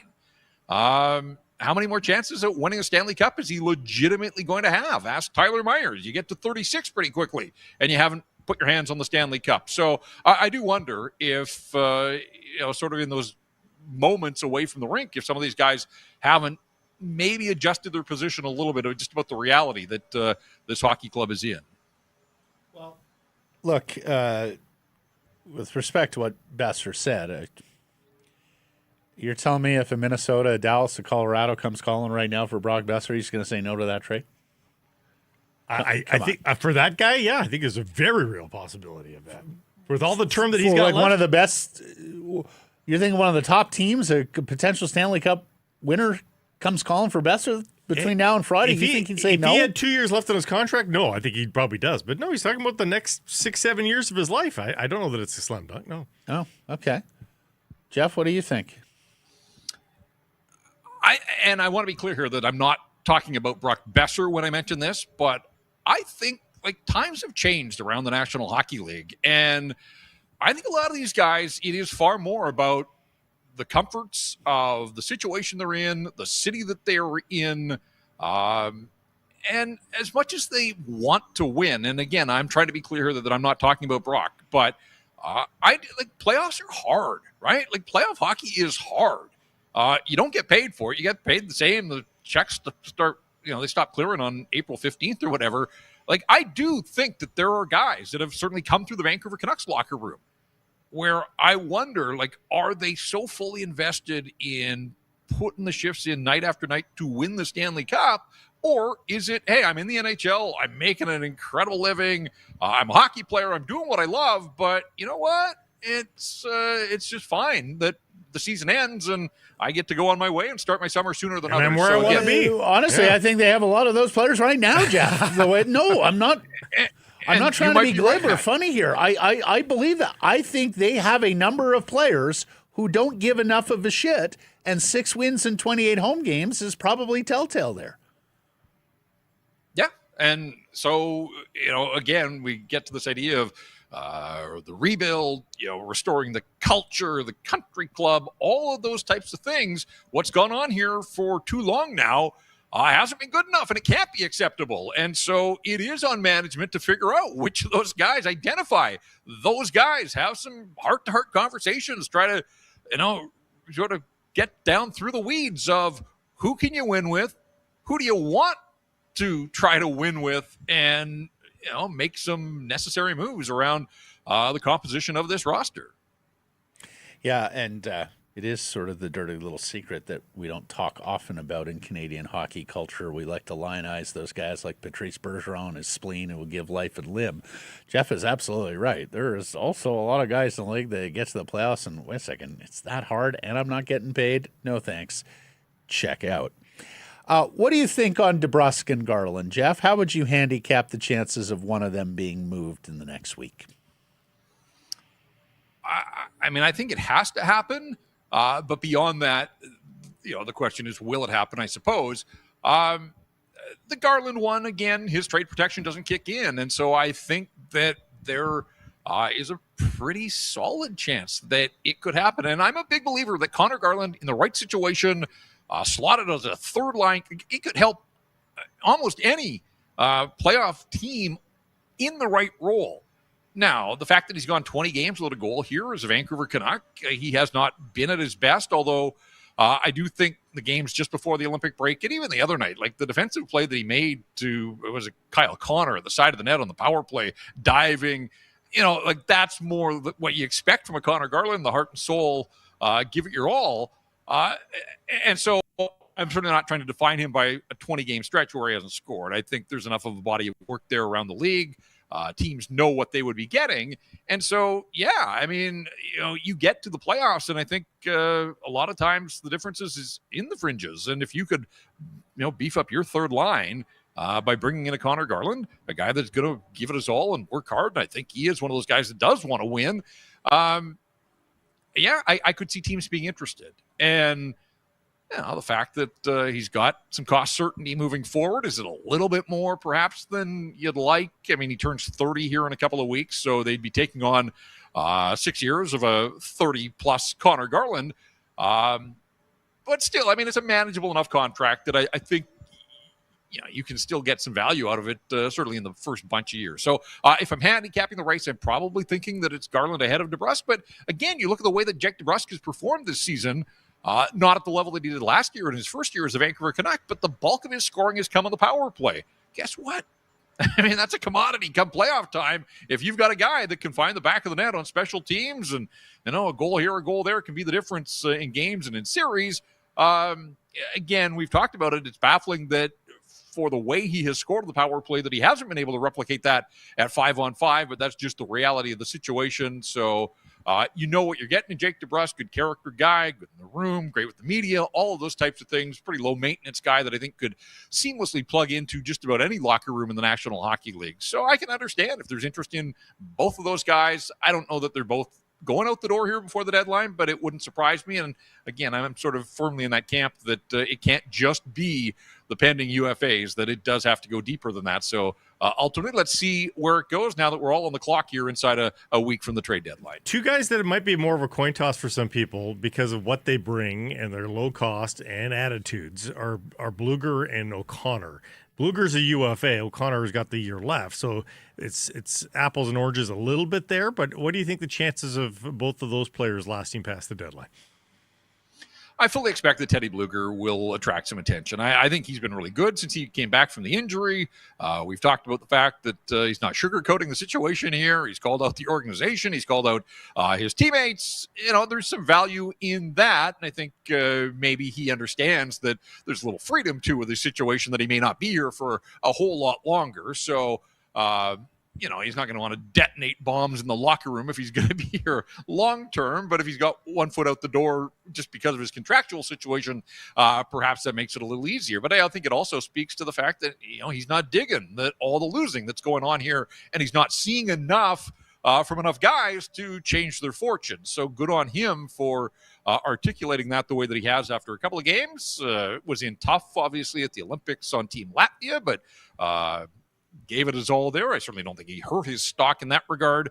And again, for the things that I said about special teams with DeBrusk, this guy is an ace penalty killer, can win you some face-offs, late in games, trying to close out games if you got a lead, trustworthy, low maintenance, all those types of things. I think Teddy Blueger would be a nice add for just about any team. And so because he's on an expiring contract, I fully expect that he will go. In a dark season here in Vancouver, Drew O'Connor has been one of the bright lights, and the fact that he scored his 14th the other day, and I mentioned on social, and I think people took it as a joke, and it wasn't, and I certainly did not intend it to come across as any sort of slight to Drew O'Connor, but they're handing out a most exciting player of the year at the end of the, regardless of how the season has gone, the hockey club will hand out year-end awards, and you find me a list of more than 2 or 3 guys that would be in the discussion of most can I vote exciting for Quinn? Canuck. Can I vote for Quinn? Yeah. Well, a lot of Can I people vote for want to Kiefer? For sure would. I was going to say. Sent you, but it's not going to work that way. So it's a fan vote, and we'll see how it all plays out. But where not enough guys have done their jobs this year, Drew O'Connor has, with 14 goals, sort of pacing for 20. Penalty kill as well, although the penalty kill's been a bit of an issue. Right now, it is Drew Canucks, O'Connor. Right now, it's Drew O'Connor. God, as you talk It's about not this, Connor it's Garland? Drew O'Connor. Yeah, Okay. Is it Liam Ogren? He's had some exciting moments. not enough. Can 3 moments get you this award? Not enough. Well, Jeff, and to that point, so somebody asked me about how about Nikita Tolopilo? He's made a ton of saves. And I said, if at the end of the season, a guy that gets 16 NHL appearances is your most exciting player, that would probably tell you all you need to know about the way the season has gone here. We're asking on the Yellow Dog poll question, do you think they'll go 3 for 3 on the UFAs, Jeff? You addressed Bluger, but talk to me about Kane and Kampf. Yeah, there's a part of me that thinks that as much as we've talked it up here in this market, it's one thing to say it, but at the end of the day, you got to find a dance partner here. And so David Kampf was essentially told that he wasn't good enough to play in the National Hockey League by the Toronto Maple Leafs, and latched on with the last place team and has put in some shifts here. But I don't know that there's a team out there that thinks that's the piece that we need. Like, I don't know that there's a team out there that would think David Kampf is better than the 12 forwards that we've currently got. Do you bring him in entirely as a depth piece in case, break glass in case of emergency? Maybe. And maybe there's a team that'll slide the Canucks a late round draft pick at the deadline just for that purpose entirely. So I'm not convinced that there's going to be a massive market for David Kampf. And I've said all along that I think it's going to be a tougher trade to consummate than some think with Evander Kane, only because he's played for a bunch of teams. He's not going back to Edmonton. He's been in Buffalo. I don't know that the Sabres, although different time in his career. But just in terms of the teams that are headed for the playoffs, there's probably a handful that don't have an interest in him. He's got trade protection. That makes it that much, more complicated. And then ultimately at what price? So to me, Evander Kane is one of those guys that in the hours leading up to the deadline, as other teams try some things, maybe they miss out on players that they targeted as priorities A and B, they double back with the Vancouver Canucks. So I do think that Evander Kane will have a new home after the trade deadline, but I can't sit here and say with absolute certainty that is going to happen. And some of that is just based on the underwhelming performance that we've seen from him all season long. Scored a nice goal the other night against the Jets, but there just hasn't been enough of a bottom line from that player all season long. And lastly, Rutherford wouldn't call Elias a cornerstone. There's a word out there that maybe he's considering a fresh start elsewhere. And of course, interest is picked up. What do you think? Elias Paterson, last best chance to trade him for the Canucks, or is he going to be in the sweater a week from today? Yeah, in my world, he's going to make it through this trade deadline. Guys, his playoff performance in the 2 series against Nashville and Edmonton, he had 1 goal. That's the last time we saw him in the playoffs, and he wasn't particularly good. And that was, months after the contract and the start of the downfall that hasn't really abated here over the last. The contract's coming up 2 full years ago here next week, I think. So, in terms of teams looking at their needs and thinking that's a guy that could identify or address some of the issues that we've got heading to the playoffs, I don't see it. So we always talk about the trade deadline comes and goes, and then teams will take their best shot at the playoffs. If they fall short, then they reassess where our shortcomings. If there's a team that felt it needed a little more offense, but really that's all he's provided is a little more offense this season. Also, every day that goes by is a little bit more money off a massive ticket. And so is it more palatable at the draft? And, we'll see. But I always find the hockey trade cycle kind of funny that, the deadline, and if things don't happen at the deadline, and then we talk, around the draft, and then the draft comes and goes, and then we say, let's the first couple of days of free agency, teams that missed out, maybe they'll double back, and then it's the end of summer, they get panicky, and so it just on and on it goes that, we keep coming up with reasons why trades haven't happened.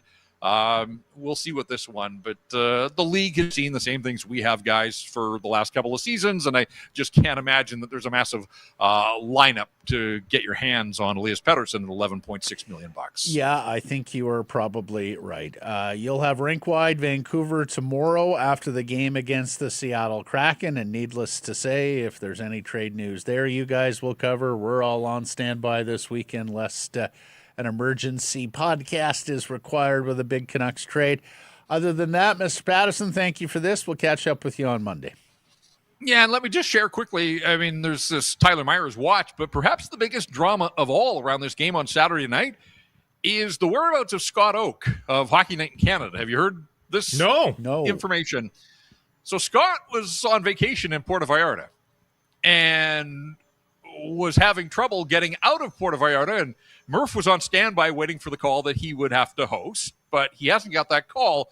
So apparently Scott finally got out of Puerto Vallarta, went home to Winnipeg, which is now blanketed in a late February blizzard, and is having trouble getting out of Winnipeg to get to Seattle. So it's been an eventful week for Scott Oake. We'll see if we see him as the host of Hockey Night, the late game on Saturday night. But he probably would have been wise just to fly straight to Seattle or Vancouver, but I guess you don't take the same outfits to Puerto Vallarta that you would for a trip to Vancouver or Seattle. So anyways, it's been an eventful week. Yeah, so a little side drama when it comes to the Hockey Night broadcast. Trouble by the guys, the traffic snowed. Trouble by too much of it on the ground. Mm-hmm. Thank you, Jeff. All right, guys. Jeff Paterson, our Canucks reporter, host of RinkWide Vancouver, at it tomorrow after the game against the Seattle Kraken. And then once that one is done, Blake, we've talked about it, only the 2 games next week prior to the NHL trade deadline.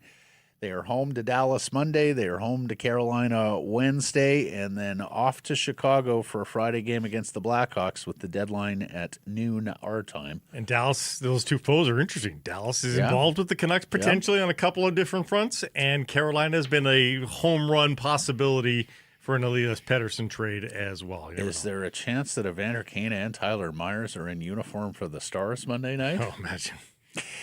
Coming up, news on Alphonso Davies, and of course the Whitecaps set for tomorrow's big match against TFC. That's next. Sick Harrison Price from the historic Wall Center in the Nation Network studio, built by Arbor Leach. You're harder when you're well rested. Sheraton Vancouver Wall Center puts you minutes from the arena, miles ahead the next morning. Lock in your stay at wallcenter.com. Well, breathe easy, Canada. Alphonso Davies was back training with Bayern Munich yesterday, so less than a week after suffering that hamstring injury. Canadian men's national team head coach Jesse Marsh was correct that this was not a serious injury. He should get clearance to play for Canada in the March international window. There are games there against Iceland and against Tunisia at the end of the month in Toronto. So he's got like another month play. I hope they've started shoveling. It's been a heavy snow year. Celebrations in the snowbanks. That's Remember, right. We had that once before. That might be a thing. They were qualifying for the World Cup. I have no doubt that he will be physically able to perform. The question is, what is Bayern going to say about it? And I think it'd be good just to have him in camp and as a substitute. I don't think you need to have him starting, but having him playing with his teammates would be important. But if you're the Canadian men's national team, I think you say, can we have him for 20 minutes per game? So granted, these are just friendlies. Yeah, nothing on the line. That all said, you only have so many opportunities now to put this team on the field before the World Cup. Yep. But I hear that from you, Blake, and I just cringe because I thought this was a sport devoted to allowing its players, even its best players, to play internationally. And when I hear of a big club like Bayern that's pressuring a smaller federation like Canada's about not playing their guy, it drives me freaking crazy. Oh, I'm not saying that at all. Because they wouldn't be doing this with the Germany. They wouldn't be doing this with the Brazil or in Argentina or in England or one of the top international clubs. I didn't like the way that they blamed him for a major injury last year. I did not like that at all. He's playing soccer. It's an injury. It happens. But no, when you have a player coming back from a delicate injury, this wasn't delicate. He was on the pitch 5 days after he got hurt. I know, but that's in combination with the injury he's already coming back from. Okay. So they're sensitive to that. I think there's just a happy medium here. Maybe it's a half. You can start him, but you take him out at half. Again, these are friendlies, nothing on the line. No, I hear you. But we do want to get him integrated with his team, and more importantly, his teammates integrated with him. Canadian women's national team, they play Sunday, 20th ranked Columbia in the opener of the She Believes Cup in Nashville. We talked about this earlier in the week. This is a program sorely needing some results here. It has not been a good run for the Canadian women's national team. Casey Stoney has taken a younger team here to the She Believes Cup. Now, they're favored here against Colombia. Canada is still ranked number 10. They got the USA midweek next week, so that one's going to be awfully tough. Got to get this one. Final group stage match is a next weekend versus 30th ranked Argentina. So Canada should go 2-1 here. It's too bad that we're missing a major player here in Arsenal's Olivia Smith, who has a concussion and had to be subbed out yesterday. So that's too bad. Well, and Adriana Leone wasn't taken. Yeah. That's for, I think that's a page turning. Smith's a 21-year-old that you want to see at the next level, and it's too bad. Caps home tomorrow versus TFC in MLS play, 6:30 kickoff at BC Place. Looking to remain unbeaten on this young season with 2 wins and 1 draw across all competitions. I had to look this up. We've called this a Canadian derby all week, but of course, if it's going to be a derby, Toronto should win from time to time. Vancouver has not lost to TFC since September of 2020, a span of 8 games, 4 wins, 4 draws. If you move the criteria to BC Place, it's 2017. So, yeah, not much. I mean, that's startling.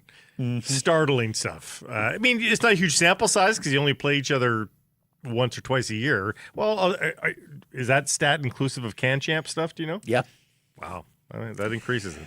And MLS released the club roster profiles today. This is the list that allows fans to see who are designated players, who are U22 initiative players, and what salaries have been paid using targeted allocation money, which, of course, you can trade for, acquire from other teams. So Thomas Muller and Ryan Gauld are the Caps DPs. Kenji Cabrera, Edier Ocampo, and the newcomer Bruno Caicedo are the U22 initiative players.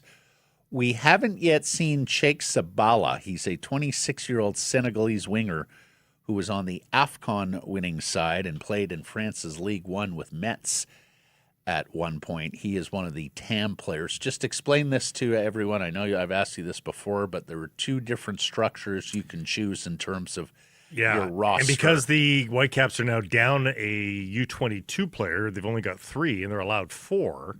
So 4 U22s, 2 DPs. Or you can go 3 and 3. They've got that open spot buying down Kubas. So the speculation is now they will push for a 3rd DP to put them over the top come summertime. Good. If they're, and it's going to be an interesting summer because of a World Cup year. Mm-hmm. Players might want to just stick around in North America and finish off the year there for like a 1-year deal. Like maybe you get a really good player on a one. It could be a half-year deal. Do you think they would need to raise some funds for that player, like Sebastian Berhalter, the best value contract in MLS, who's not even a TAM player by this list? Like, are you envisioning sort of like a big, good, rich, expensive transfer Sebastian, then take that money and reinvest in the DB? Yeah. It's that's what they did with Pedro Vite, right? So, it's possible.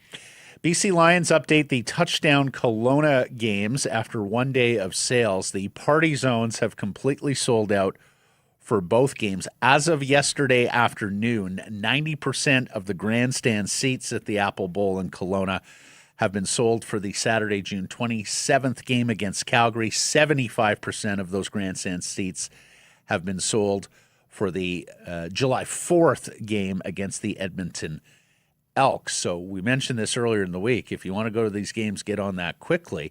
They didn't sell out in minutes like Touchdown Pacific but there's and 2 like games. Lama, but there's 2 games and there's more inventory. I still see those stats and I still think it's very optimistic and they will be sold out. So if you have any plans to get through there or you live in Kelowna, get your seats. Yeah, big trade in the NFL yesterday. The Jets send edge rusher Jermaine Johnson to Tennessee for nose tackle Tivondre Sweat. How about this from the Jets? 8 of their 11 first-round picks from 2015 to 2022 have been traded, including 2 of the 3 that they had in the 2022 draft. Sauce Gardner, of course, the fine corner, was sent to Indianapolis last year. Only wide receiver Garrett Wilson remains from that class. They've got 2 offensive linemen from the last 2 first rounds and Wilson. They are rebuilding from the rebuild. Develop is a 4-letter word there in the Jets organization. That's unbelievable. They did not have a single interception last year. Yeah. 17 games, not a single interception. And the irony being their head coach, Aaron Glenn, was a terrific corner who picked off a lot of passes in his career. Matt, you see it every week in the NFL. Accidental interceptions. No, exactly. Where you throw it into a lineman's chest or something, People kept asking me all year about the Bears and how well they're going. The number of fluke interceptions that wound up in helmet. Honestly, I'd sit there and watch the games every week and go, I just can't believe what I'm seeing. It's like luck shined on them week after week after week. Beam from the cloud. If a ball got tipped, it found a guy square in the middle of the chest. The Jets didn't have one of those instances. Or they dropped them all. Yeah, that's the other one. Really good story happening here in Canadian basketball. Marcus Carr, a former Vancouver Bandit, scored 35 points, and Canada stayed undefeated at the FIBA World Cup qualifier, improving to 3-0 with a 96-85 overtime win over Puerto Rico in Puerto Rico. They battled back. They were down early in this game. Now, this is what they are now calling the winter core group of players for the Canadian men's national team, with the NBA and the NCAA season, of course, ongoing in North America. Well, it's U-Sport season ongoing as well. And while it's awfully strange in comparison to the Soccer World Cup, where all your best players are available throughout qualification, Canada is now deep enough in professional basketball players that this format is kind of right up their alley. This team features Richmond's Thomas Scrubb, also Kurjonkic of the CEBL's Vancouver Bandits, so a couple of Bandits-related players on this club. Former Gonzaga star Kyle Wiltshire and his dad Greg played for the national team for a number of years. Kyle's still on the team? Kyle's still there. He had 18 points for Canada. And Canada became the first country to qualify for round 2 out of this region. Next round takes place in August. 12 teams will make round 2. 7 will advance to the 2027 World Cup of Basketball in Qatar. And this is the real revolution in a sport. And we've seen it in soccer and basketball almost at the same time. That, you can have Steve Nash and Todd McCullough at the Olympics, and that's nice. And that can keep you pseudo-competitive in that generation. But you're not really arriving. You haven't really revamped the system until you've got a depth chart where the next guy down is also of the utmost quality. And Canada's starting to show that. I mean, we can almost populate 2 full NBA squads. We can. Yep. So yeah, we can. Now we're arriving. Right. You're right. I mean, when you're reliant on 1 or 2 players for your senior men's team, that's not going to be good enough. Interesting, the United States lost to the Dominican Republic in this tournament. So it's a true global sport. And of course, Canada bronze medalists at the last World Cup, right? So it is not without reason to one day see this team in a gold medal game at a World Cup or at an Olympic Games. How fun would that be? Yeah. Oh, Canada versus the USA in basketball. I'd wake up early to watch that. I would wake up very early to watch Shea Gilgeous-Alexander with the maple leaf on his chest in a gold medal game. Hell yeah. Of course, if we beat him, it would be an even bigger upset than what we saw on Sunday. It would be, even though we invented the sport. But Dr. James Naismith. Sadly not on our shores, on theirs. No, yes. Vancouver Golden Knights have a big weekend and a big homestand coming up. We talked about this last week. Golden Knights take on the Toronto Scepter Sunday, 1 p.m. at the Coliseum. It is the first of a 5-game homestand for the Golden Knights, all at the Coliseum. This is the biggest block concentration of home games we've seen from the Golden Knights here in year 1, their inaugural season in the PWHL. The Golden Knights sit 6th right now in the 8-team league. Top 4 make the playoffs. Vancouver is 5 points back with a game in hand, trying to jump 2 teams here. But remember, this is a 3-2-1 points format. 3 points for a regulation win, 2 for an overtime win, 1 for a overtime loss.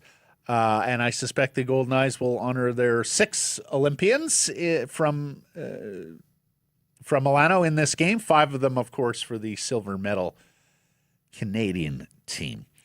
And also a big weekend for the Vancouver Warriors of the NLL. In fact, so big they have 2 games. They're at Las Vegas tonight. They are at San Diego on Sunday. They are 7-3 on the season, tied for third in the NLL. Remember, this is a defending. They made the finals last year. There are just 6 games remaining after this weekend. Needless to say, when you travel all that way, you get a couple of games in, save a little bit on the cost of travel. Mm-hmm. So a big ask of the Warriors to play 2 times over the course of the weekend. Good luck to them. Poll question results. Yellow Dog poll question results from yesterday. Is a second-round pick good return for Tyler Myers? Yes or no? People said. Yes. Indeed. 86%, Blake. Burr says, realistically, I thought he was worth way less. I'm in the take it and run boat. Malcolm says, yes, but I'd be surprised if they went to him if it's just a second. Well, the reports are it was just a second. Now, there may be a contract there to offset the contract roster limit, but usually when that's the case, it's not a prospect. It's just a guy. And Club Stiletto says, sure, but seconds rarely make the NHL, so just clearing room for young players. In reality, no, that's fair enough. A second-round pick in isolation is less than a 50-50 bet to make the NHL, that's but why it's you the get accumulation of them. That's why in a 2-year span, if you can have 6 of them, you're probably getting an NHL player out of the 6, Like, it doesn't mean that it's a futile exercise. And errors and omissions, you were asking yesterday about the Lionel Messi ad on the treadmills, was it? Patrick Mahomes? Yes, it is Patrick Mahomes. Thanks for joining us, everybody. Appreciate you spending some time connecting with the program. Please do subscribe to all our assorted channels. Cost you nothing. Go follow on YouTube, plus wherever you get your podcasts. Do the same on social media, X, Insta, Facebook, TikTok, YouTube, Blue Sky, live on many of those platforms, noon Pacific time weekdays. And, of course, please do support the community sponsors you hear us talking about and keep it local.